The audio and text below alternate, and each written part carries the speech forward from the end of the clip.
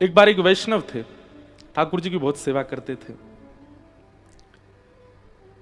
उनके पत्नी सगर्भा हुई, गर्भ में बालक, लेकिन वो फिर भी सेवा करती थी ठाकुर जी की। ठाकुर जी की बढ़िया प्रसादी बनाई और प्रसादी बना करके ठाकुर जी के सामने पधरा दिया और कपाट बंद करके बाहर आ गई। और बाहर आकर के अपना, क्योंकि प्रसाद हम लोग घरों में जैसे लगाते हैं 2 मिनट 5 मिनट ऐसे नहीं लगता, तो प्रसाद का एक नियम है 45 मिनट 1 घंटा तक ठाकुर जी पाए प्रेम से कम आधा घंटा तो होना ही चाहिए। ठाकुर जी के सब ग्वाला आते हैं, ठाकुर जी के सब सखा आते हैं, सब पाते हैं, एक दूसरे के गाल पे लगाते हैं खूब आनंद से। अब 5 मिनट में आपने उठा लिया, ठाकुर जी पहले ही ग्वाला कहते छुइयो मत, क्यों, अब आ रहा होगा उठा के ले जाएगो, कहीं हमने शुरू कर दिया तो आधे अधूरे में ही खींच ले जाएगो। तो एक नियम बना दे और ठाकुर जी को बताया कीजिए, ठाकुर जी हम ना इतनी देर में आएंगे प्रसाद उठाने, इतनी देर में सब निपटा लेना।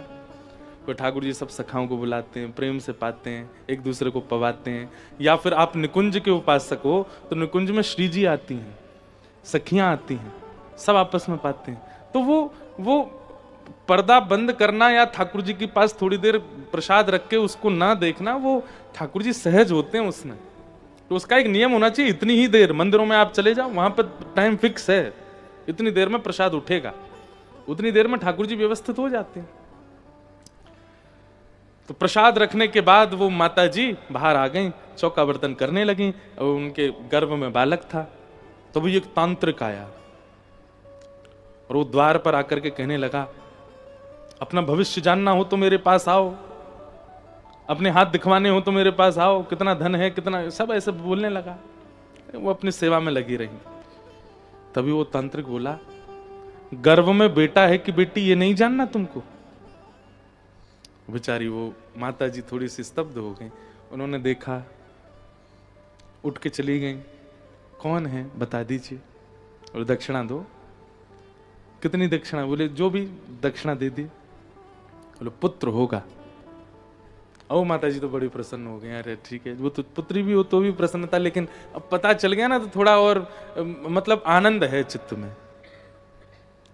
यहां ये घटना हुई, वो तांत्रिक जैसे ही गए तो मंदिर में भीतर ठाकुर जी की प्रसाद की थाली खूब जोर से गिरी और खूब जोर की आवाज आई।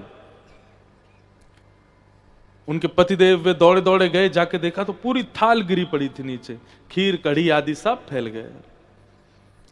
माता जी बोली, मुझे लगता है बिल्ली है ना हमारे घर में, वो ही करके गई होगी। लेकिन जो उनके पतिदेव थे उनको आभास हो जाता था। बोले नहीं, ये कोई बिल्ली नहीं गिरा के गई है,